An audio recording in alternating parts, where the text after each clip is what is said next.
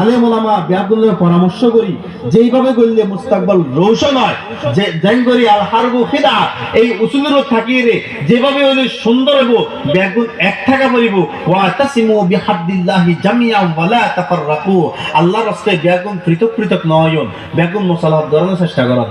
ও যুবক ভাইয়ল, আলেম ওলামা এবং যে যতভাবে আসন ব্যাগুন একই রে কিভাবে করলে ফ্যাঙ্গরি করলে আবার আর কেন জমি আবার ফিরি পাওয়া যাব বেগুন মুশাওয়ারা করন ওয়াশাবিরু ফিল আমর কি হয় আল্লাহ মুশাওয়ারা করতে হইয়ে বেগুন মুশাওয়ারা করি আলেম ওলামা অত্তরই মুরব্বী যারা আছে তারা তো দোয়া লই আর তুমি প্রস্তুতি গ্রহণ করা পড়িব।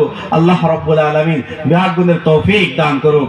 আর কেন ভূমিরে আল্লাহ রাব্বুল আলামিন খুব দ্রুত খুব তাড়াতাড়ি আবার ফাতাহ করে আর ব্যাগ গুনে যাতে মা বোন লইয়ে আপন আপন জায়গায় অবস্থান করি তাই থাইক করে আল্লাহ ব্যাগ গুনে তৌফিক দান করো।